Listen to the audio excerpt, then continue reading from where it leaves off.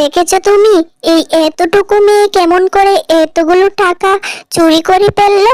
বুঝতে পারছো তোমার মেয়ে কত লেভেলের চোর?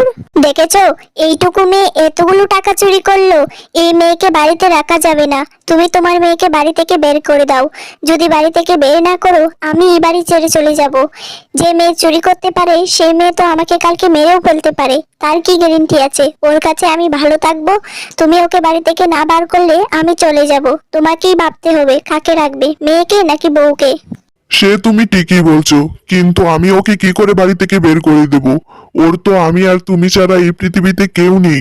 ঠিক আছে, তাহলে তুমি তোমার মেয়েকে নিয়ে থাকো, আমি এই বাড়ি ছেড়ে চলে যাব। এক্ষুনি চলে যাব। না না না বউ, তুমি এটা কি বলছো? তুমি কেন বাড়ি ছেড়ে চলে যাবে? অন্যায় তো তুমি করোনি, অন্যায় করেছে তন্নি, বাড়িও তন্নিই ছাড়বে।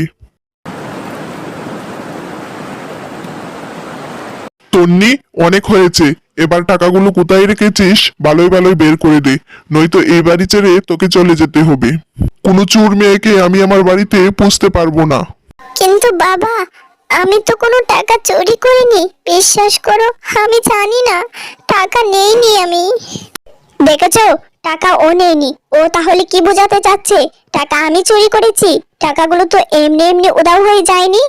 ঠিক আছে, তুমি তোমার মেয়েকে নিয়ে এই বাড়িতে সুখে শান্তিতে থাকো। আমি এক্ষুনি এই বাড়ি ছেড়ে চলে যাচ্ছি। আমি আর এই বাড়িতে এক মুহূর্তও থাকবো না। তন্নি, তুই এই বাড়ি ছেড়ে চলে যা। তোর এই অপয়া মুখটা আমাকে আর কোনোদিন দেখাবি না, দেখছিস তো? তোর মা তুই এই বাড়িতে থাকলে থাকবে না। তোর জন্য কি আমি আমার সংসার ভাঙবো? তুই এই বাড়ি ছেড়ে সারা জীবনের মতো চলে যা।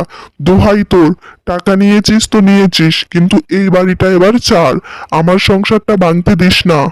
পরি দিদি, তারপর আমি মনে দুঃখে হাঁটতে হাঁটতে এই জঙ্গলে।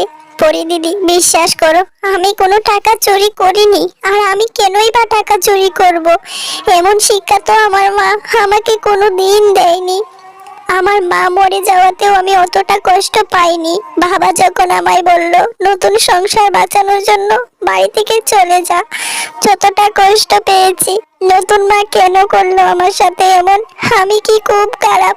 আমি কি এতই খারাপ? আমায় একটু ভালোবাসতে পারলো না? তন্নি, কাঁদিস না। তুই কেন খারাপ হতে যাবি? খারাপ তো তোর বাবা, তোর সৎ মা। তুই তো খুব ভালো একটা মিষ্টি মেয়ে রে। তুই কাঁদিস না। আমি তো তোর মাকে ফিরিয়ে এনে দিতে পারবো না, কিন্তু তোর জীবনের সব দুঃখ কষ্ট নিবারণ করতে পারবো। তুই আর কাঁদিস না, তোর জন্য আমার খুব কষ্ট হচ্ছে রে। তন্নি, এগুলো তোর। আর একটু সামনে দেখবি একটা সোনার বাড়ি, সেটাও তোর। তোর জীবনে আর কোনো দুঃখ কষ্ট থাকবে না। তুই সুখে শান্তিতে এখানেই থাকবি। তুই তোর সৎ মা এবং তোর বাবার কাছে ফিরে যাস না আর কখনো। তুই এখানেই খুব সুন্দর করে থাকতে পারবি। পরি দিদি, সত্যি তুমি আমার জন্য অনেক কিছু করলে। তোমায় অনেক অনেক ধন্যবাদ পরি দিদি। আমার মা বেঁচে থাকলেও আমার জন্য এত কিছু করতে পারতো না। তোমাকে আমি কি বলে যে ধন্যবাদ দেব আমি ভাষাই খুঁজে পাচ্ছি না। আরে বোকা মেয়ে, এত ভাবিস না। আজ থেকে আমি তোর বড় দিদি। দিদি হয়ে দিদির কর্তব্য পালন করেছি শুধুমাত্র। মাঝে সাঝে আসবো তোর সাথে দেখা করতে। তুই ভালো থাকিস, এখন আমি আসি। তারপর থেকে তন্নি খুব সুখে শান্তিতে দিন কাটাতে লাগলো। ওর জীবনে আর কোনো দুঃখ রইল না। কিন্তু বাস্তবে কি এমন হয়? মা মরে যাবার পর সৎ মা গড়ে এলে তো বাবা এরকম পর প্রায়ই হয়ে যায়। সব বাবারা পর হয় না ঠিক আছে, কিন্তু কিছু কিছু বাবারা তো তন্নির বাবার মতো হয়ে যায়। তখন তাদের জীবনে কি পরিদিদির মতো দিদি আসে? না, আসে না।